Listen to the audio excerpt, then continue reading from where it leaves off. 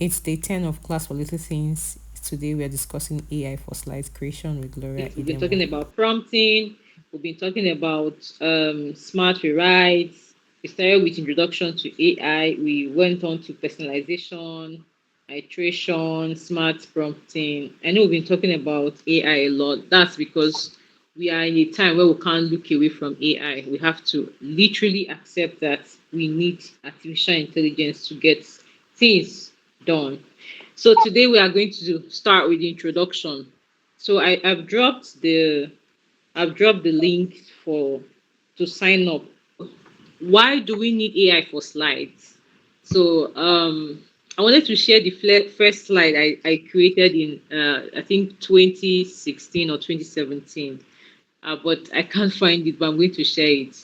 So because I do a lot of talking, presentation, I will stay up all night trying to create just 4 to 5 slides because, of course, Gloria would always stand out. Gloria will always put in her best to get things done.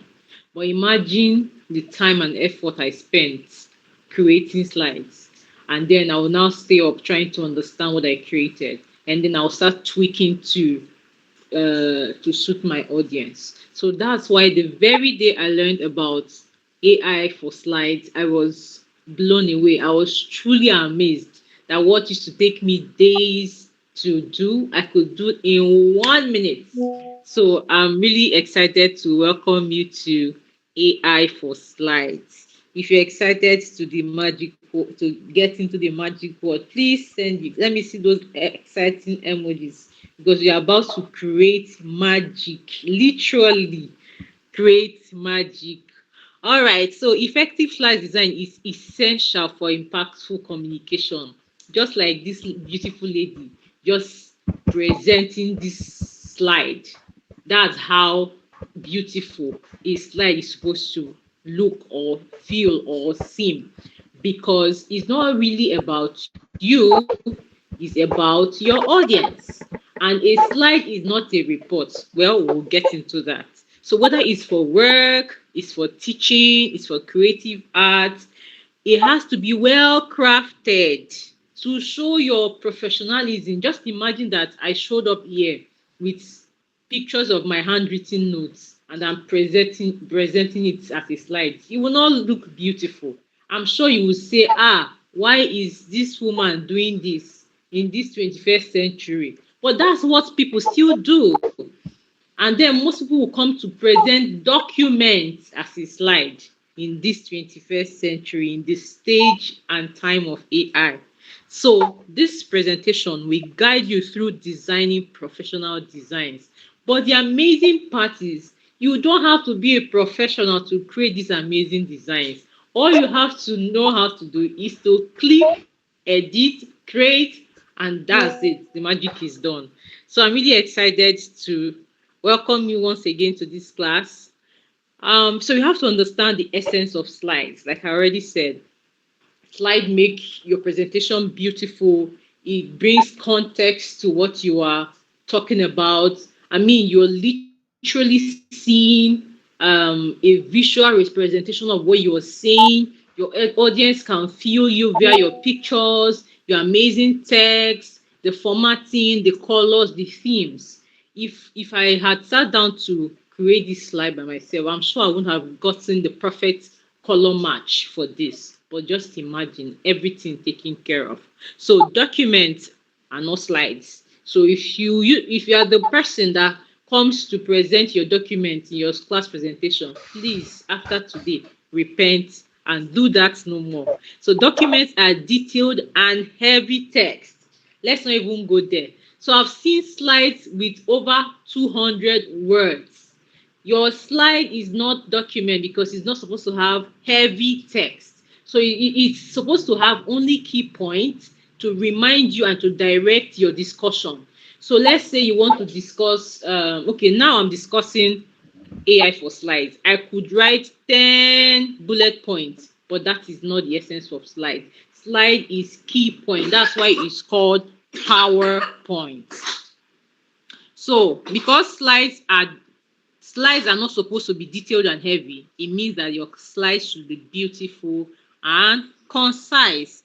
and most importantly, visually driven. That means it's not really about what you're saying, it's about how you're saying it. That's the visuals. Also, notes are not slides. So you go somewhere and then you're seeing someone talking with a note and there's nothing to show. So your notes are not your slides. Your notes are pointers. So it means that you can have a slide and also have a reference note.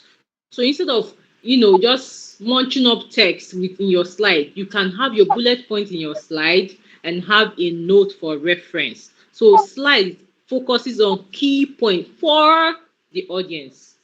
Please take note of that. It's not for you, it's for the audience.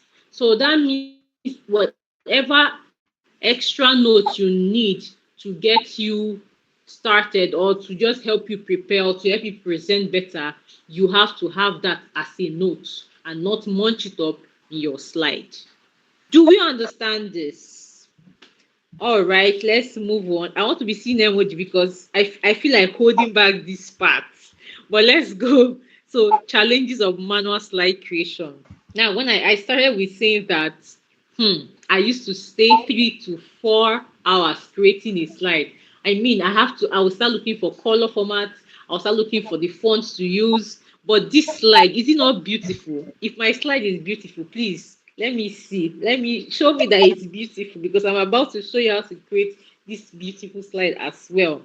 All right, so what are the challenges of manual slide creation? The first challenge is that there is amateur approach. Everybody here we can all agree that this slide is not amateur at all. It is beautiful and it is professional. It is not too much, it is not less of what I expected, right?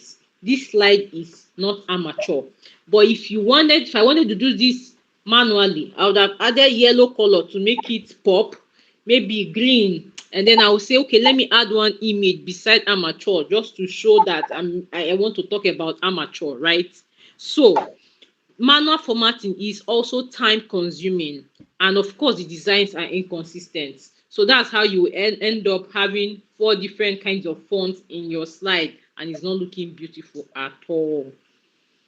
Another major challenge of manual slide creation is poor thought presentation. So you have this amazing thought in your head and you know exactly what you want to say, but you cannot present it visually because you are not able, because you lack maybe the expertise, or you can't find the perfect image, or you just don't can't find the perfect font. Of course, you are not the one that created fonts, so you don't have all of the you don't have the downloads of fonts in your head, right? You don't have it downloaded in your brain, so you won't know the exact fonts to use.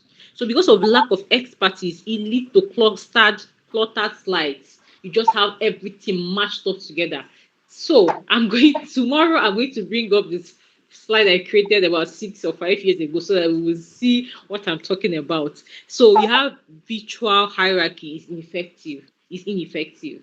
So visual hierarchy is maybe if I asked someone to create, if I had asked you to create this slide, some people will put this image in on top and make it wide, now put the text under and drag it. So that's what we're talking about, visual hierarchy. So you'll be struggling with where to add your text, where to add your picture, your image, or whatever. But this and all, if you have ever experienced all of these challenges, congratulations, they are over. All right. So the importance of audience. So you have to know one thing you should have at the back of your mind before creating any slide is that it's not for you. You are not creating what you love. You are not creating it because you want to enjoy what you've created. No, you are creating it for your audience. Are we still seeing my slides?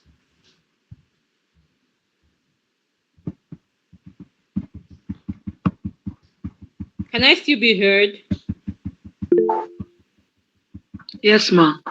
Okay, I've moved, but I don't see. Are you seeing the importance of audience consideration in your slide, in my slide? Yes, yes, ma. Okay, thank you so much. So the first thing is theme and colors. So let's say I want to create a design for my for okay, this design I created for you. I considered one number one. Learn and grow community.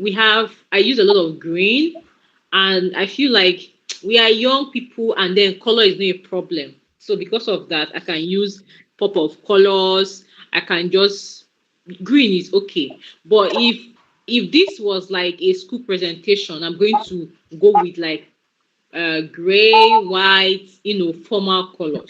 So colors are very important. And the thing is, you don't even have to know the colors to combine. There are themes you can pick from. You can just literally click on a theme and it gives you the colors you need. Even if you are confused, you can Google colors for my presentation in business management. You will see the colors for your department.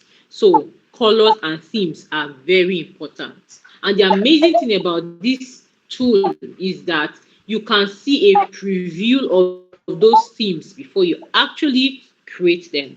The second is readability. So your audience, they have to relate to what you're saying or what you are showing them, and they have to be able to read. If you zoom in, I'm very sure you'll be able to read the text of this slide. So you must ensure readability. That's why we don't have to jam pack our slide. Or you want to create a flyer and you have too many words, so it's not readable. That's a poor slide or poor flyer. Now, the third is accessibility. Avoid overly complex designs. Your design should not be too complex. Don't overdo. You want to add 10 images to actually explain what you're talking about. That's not a good design. So now that we've talked about the importance of creating slides, these challenges in creating it manually. I'm sure you're excited to learn how to create slides with AI. Now, the first thing is you have to define your purpose, which is the heart of all of the things we've been saying since we started day one of this class for little things. You don't just do anything without thinking. I'm sure we are now prompt experts or prompt enthusiasts. And this is not only for prompts, it also boils down to the things we are doing individually. Before you start a conversation, before you do anything, you must define your purpose. What is your message? My message for tonight is AI for slides. So I'm not confused about what I'm going to show you today because I knew I was coming here to show you AI for slides. So my slide started with AI for slides. So your slide should not be confusing. At a glance, I should see what you want to achieve, what you want to say with your slide. So that's why it's important that you define your core message and structure.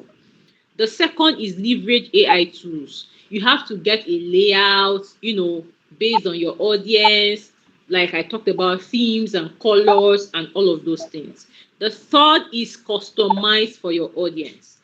If this slide was for, let's say, older people or children, I'm going to customize it to reflect the kind of colors that they would love. For children, you have pop splash of colors, yellow, red, blue, and all of that.